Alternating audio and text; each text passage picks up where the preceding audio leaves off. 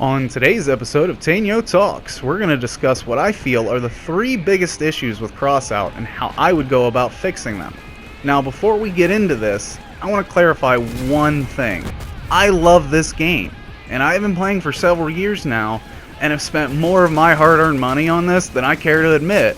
So know that I make this video not to crap on the game, but to acknowledge its faults in a way that could potentially be helpful in fixing these issues, assuming the devs ever discover my tiny little YouTube channel. So the first issue that I would like to discuss is, in my opinion, the number one reason why people stop playing this game or just avoid it altogether, and that is, you guessed it, the grind. Now, we all expect a free-to-play game to be grindy. That being said, however, Crossout takes the grind to the absolute extremes, and in the next part of this video, I'm going to break it down and I'm going to show you guys some numbers to prove just how absurd the grind can be. Okay, so let's pretend that you're looking through all the different weapons. Maybe you're on the market, maybe you're checking out the crafting tree. Either way, let's just pretend you're looking at all the different weapons and you come across the Thunderbolt shotgun. And you're like, dang man, I really like the way this looks, the stats look great, let's go ahead and try and grind this out, right? So you look at it, and you look at the requirements, and you notice that you are going to need 100 scrap, 200 wires, 150 copper, and 100 plastic. Now, if the grind stopped there, I'd be okay with it. However, you're going to notice that you also need one mace shotgun, one goblin shotgun, and one buzzsaw. So naturally, the next thing you do is you go to see what you need to craft the mace, the goblin, and the buzzsaw. But once you get there, you notice that you're going to need a sledgehammer and a spitfire and all this other stuff just to craft that. And it just gets very complicated very fast. Now, to avoid making this a 30-minute long video, I'm not going to walk you through each and every addition that I made. But what I did is I went through every item that you would need and every single resource cost that you would need, and I added them all up together.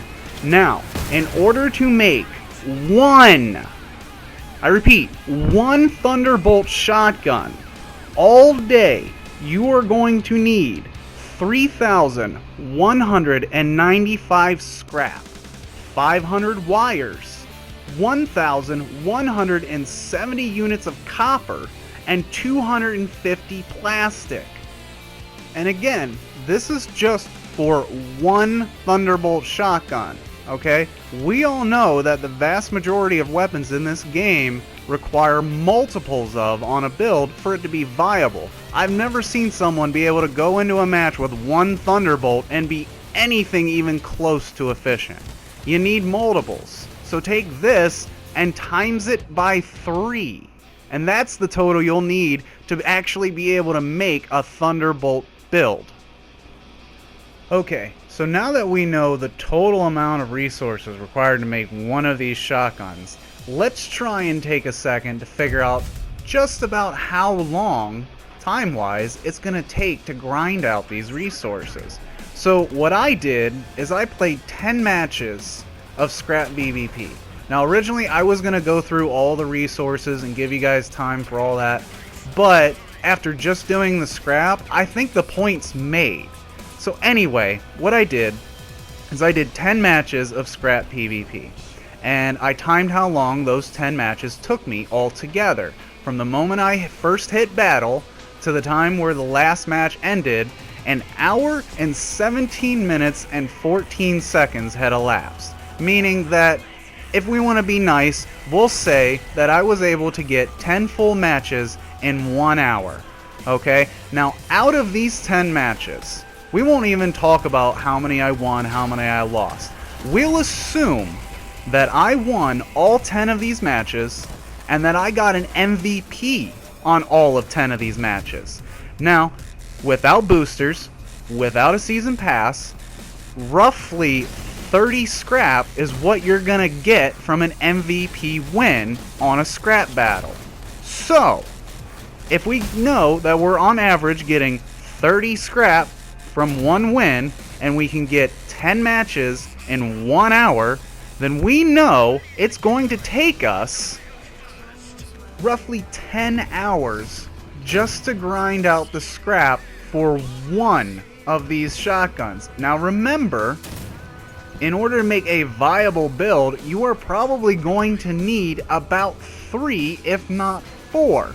We'll say 3 just to be nice to Gaijin, I guess. I don't know. But we'll say 3, right? So we'll times that by 3. That's 30 hours that you have to grind just for the scrap to make one build.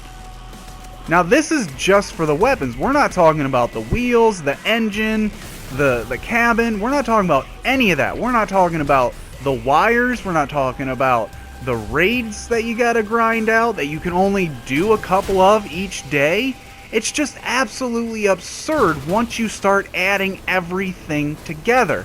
I mean, I've played fully fledged games that have taken less than 30 hours. So for me to have to grind that much just for one resource, it seems ridiculous, right? But then people ask, well, how are you going to fix the grind? This is literally the easiest flippin' thing for Gaijin to do to fix their game. Here it is. Reduce the grind! Just lower the requirements for crafting. It's not hard. It will not cost the company money. They do not have to fix a bug. They don't have to do anything other than lower numbers. Very simple fix that could alleviate one of the biggest problems with this game. Okay, now that I've calmed down a little bit, let's take a moment to talk about the second biggest reason why people leave this game. And that is, of course, matchmaking.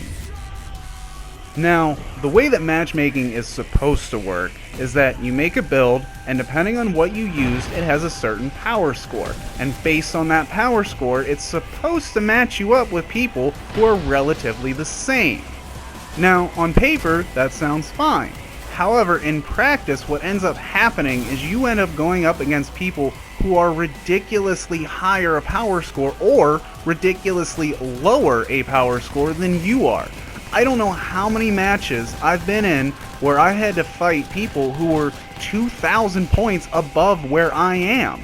And I'm including the bots. In fact, the bots are almost always going to be stronger than you are. And I just think this is a weird thing.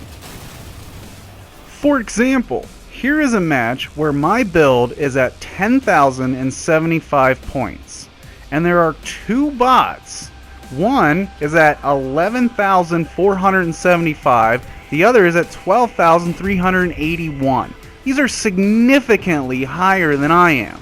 Okay, now here's another example. My build is sitting at 8195, right? 8 other players in this queue have 1,000 more points, roughly, than I do. That's a lot. And then in this third example, I'm sitting at 5 points above 8,000. There are 6 other people, bots included, in this match that are about 1,000 points less than me. Now, does this feel like a setup for a win/lose queue? Because I think it is. And that's the second thing I wanted to talk about in regards to matchmaking, the bots.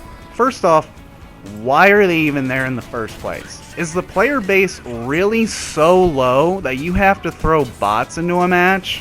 I mean, I could see that, but at the same time, if that's the case, why not just switch it from an 8v8 to a 4v4? Because I don't know about you guys, but the majority of my matches are 4v4s with 4 bots. And the bots act one of 2 ways.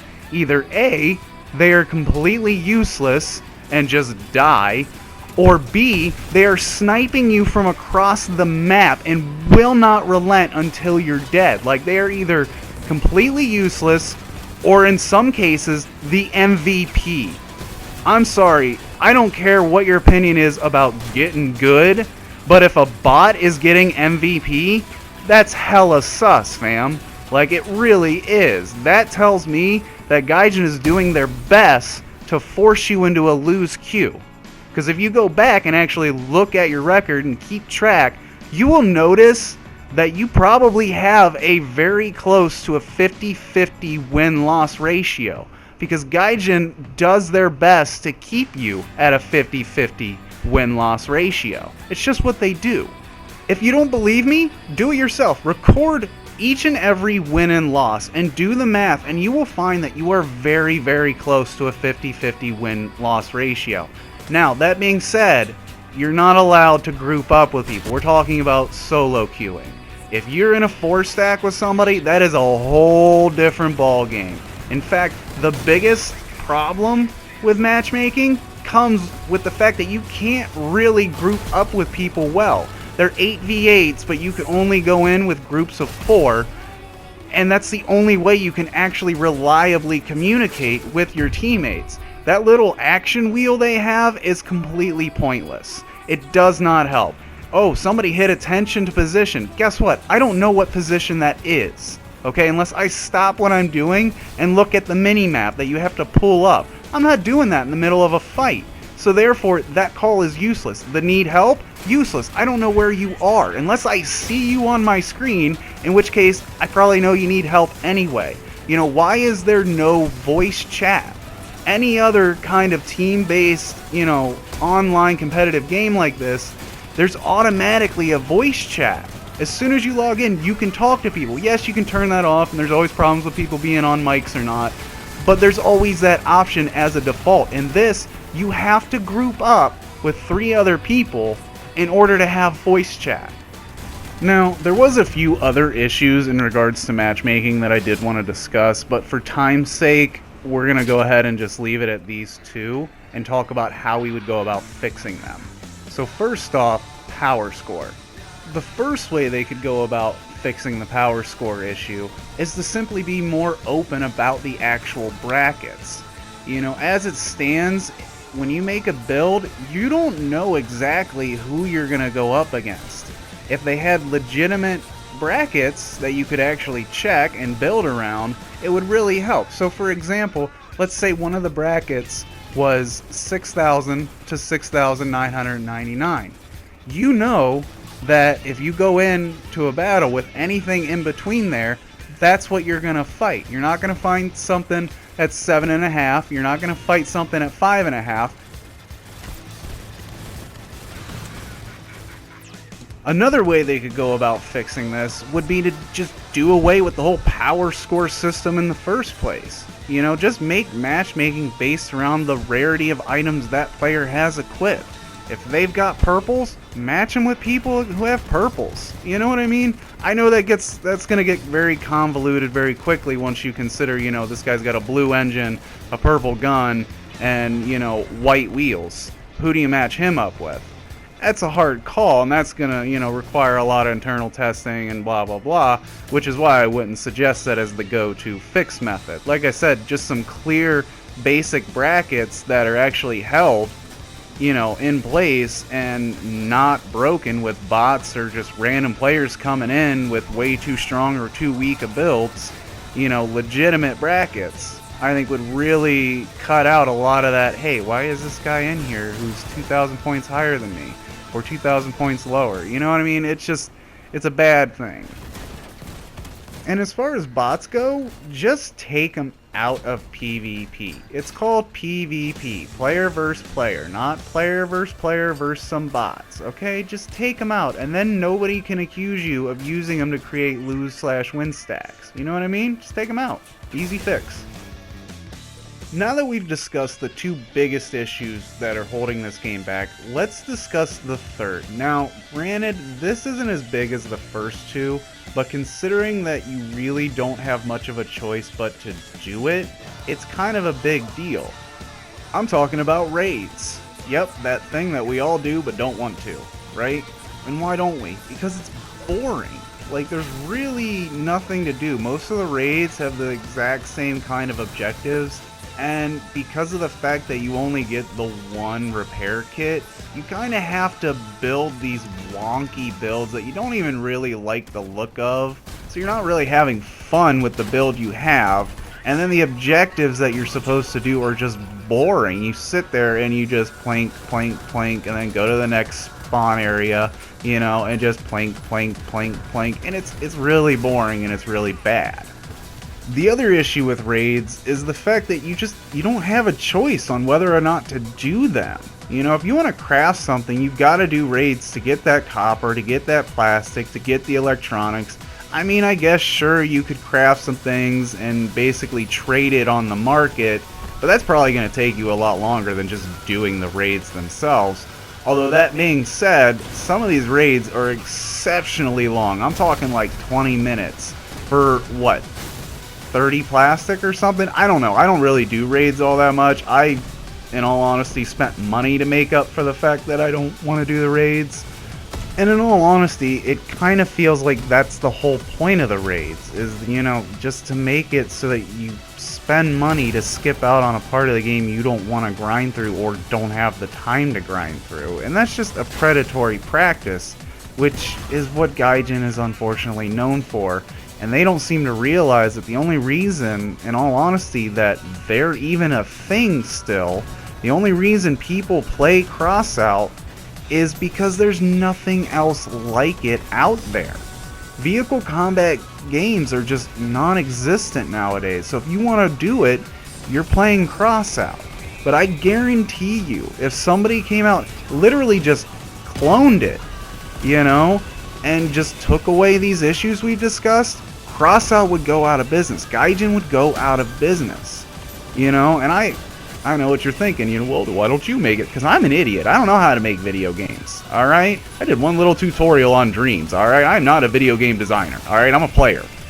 And I'm telling you, as a player, this game is nothing short of, really, in all honesty, a drug addiction. You know, you're always going to be chasing that original high you got when you first started playing it. You're going to end up putting off things in real life that you probably shouldn't put off or ignore just to play this game. You know, you're going to spend money that you arguably may or may not actually have just to get something better so you can stop dying all the time. And it's just, it's a never-ending process until finally you go, enough. You know, and even for someone like me who only plays this game occasionally, like I'll get the season pass and grind that out real quick and kind of see what's new and play around. And I'm lucky because I did grind real heavy and I did spend a lot of money at one point. So I can pretty much just like sell the stuff that I don't want to use anymore and trade it in for something new.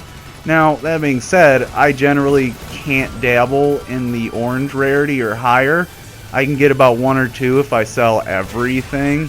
And, you know, I'll craft something here or there just to kind of supplement the times where I'm too lazy to actually sell it properly, you know, and just quick sell stuff. But not a lot of people are in that situation, and not a lot of people are willing to put in the time and the money to get into that situation so they actually can enjoy the game.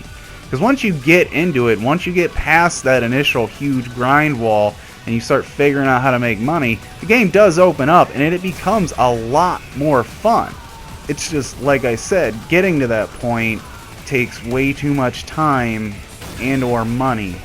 You know, I mean, if you wanted to like buy a relic and just bought coin packs, it would cost you several $100s. No game should have items that cost several $100s. Like, the issues in this game that are holding it back, that are keeping it from being as big as it could be, are simple, stupid issues that honestly could be fixed tomorrow. But, seeing as how they've been prevalent issues for the last 6 years, I highly doubt that this will ever change. It just seems to be the way that Gaijin wants to produce this game. But that's all the time I have today. If you agreed with me, great. If not, argue with me in the comments. Let's discuss this, because, you know, this was meant to be a very quick video. So, without further ado, y'all have a good day. Love you, bye.